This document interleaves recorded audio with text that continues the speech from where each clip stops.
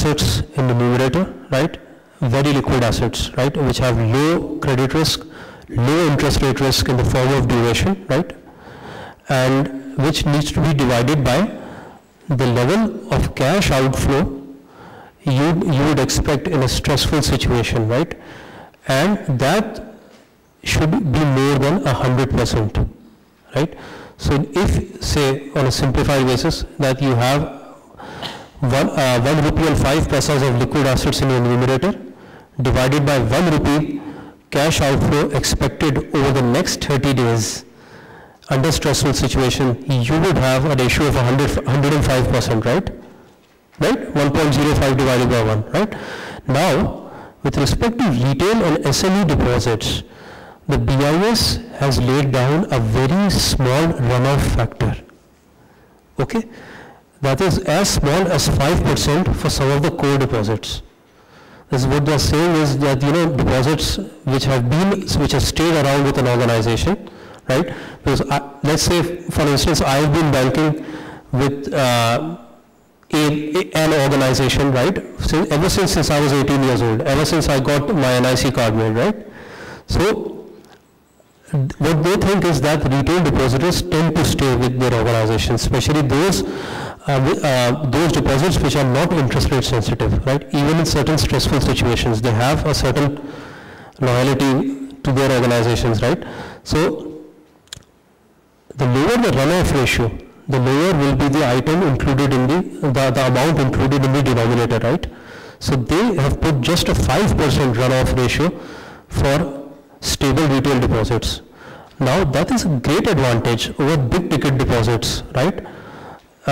Which an organization takes on board. They, I think, assumed certain runoff ratios are as high as 50%, and for financial institutions they are as high as 100%, right?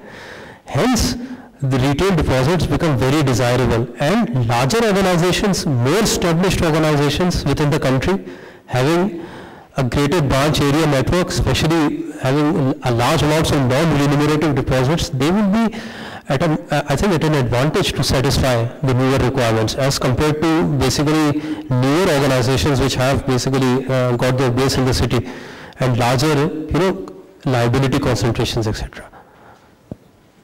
My second question is, sir, you have given a very long timeline that is by 2023 it will be fully implemented.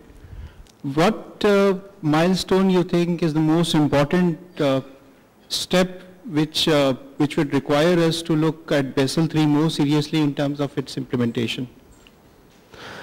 I think the requirements are such that one needs to basically plan for this right from the onset. You know, obviously, if, say, for instance, then that there is a capital shortfall of, say, 41%, right? Then a healthy organization should not expect to basically start arranging for that additional resource at the 11th hour, right? Obviously, if you require such a vast amount of capital injection, right, you need to basically take into confidence some of your major stakeholders, right?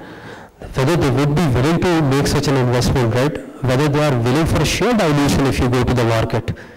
So if you go to the market, right, there's invariably going to be an element of share dilution, whether they would want to basically relinquish an X percentage of control so as not to be able to pass special resolutions, right, 75% or ordinary resolutions, etc., right, and plan for all of this going forward.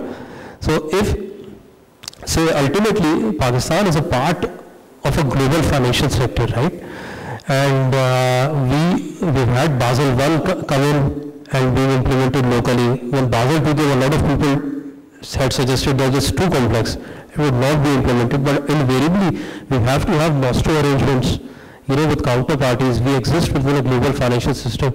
Pakistan is a substantial economy. Pakistan is also a substantial country, right? So ultimately, if there is going to be an implementation, which is likely, right, then you need to plan for it, because some of this cannot be undertaken overnight. So the earlier you start, the better. Thank you, sir.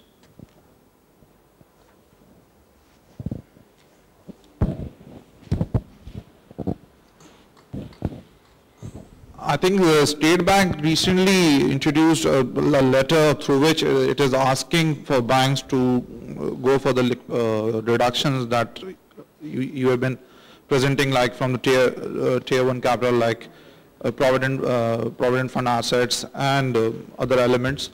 I don't know whether the findings were shared with anyone, or that particular letter was geared towards the implementation of Basel III in Pakistan.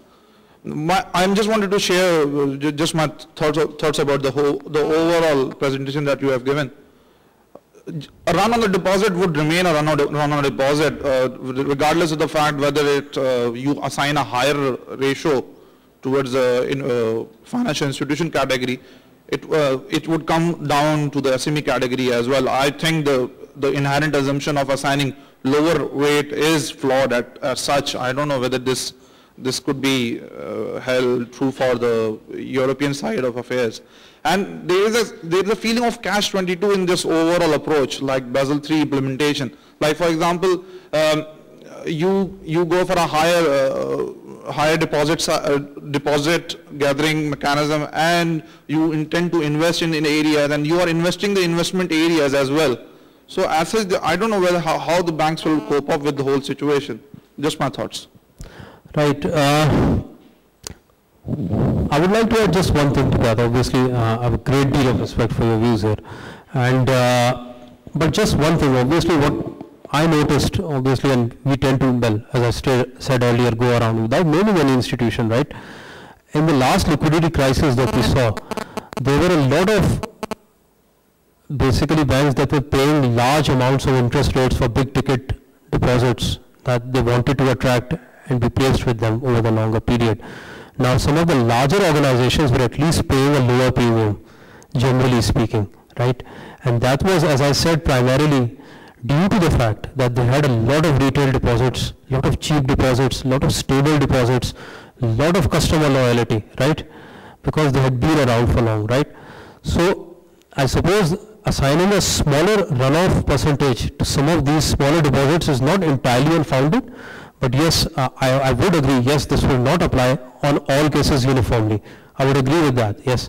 But at the same time, what one saw that, you know, say if I wanted to basically place 50 crore rupees with a very large organization, right, then obviously it was not desperate enough to pay an XYZ amount of premium on that as compared to newer organizations, which were really paying very highly.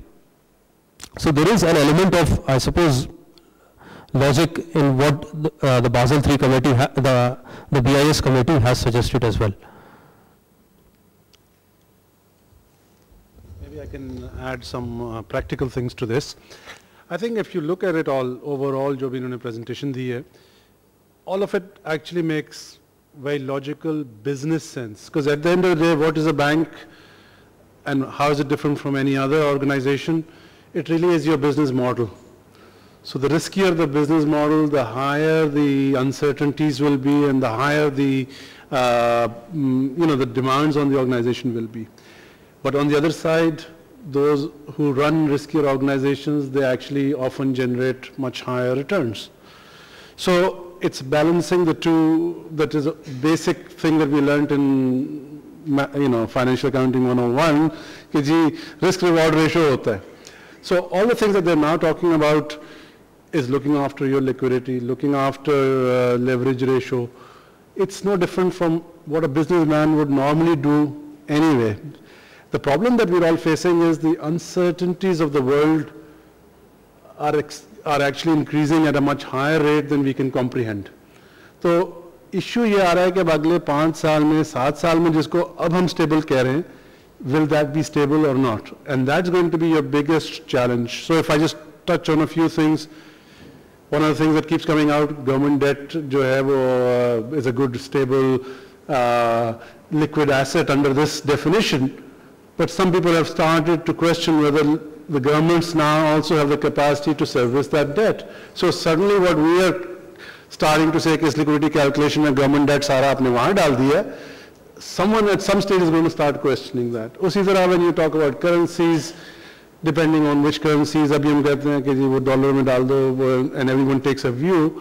when this fight breaks out eventually, which it is going to,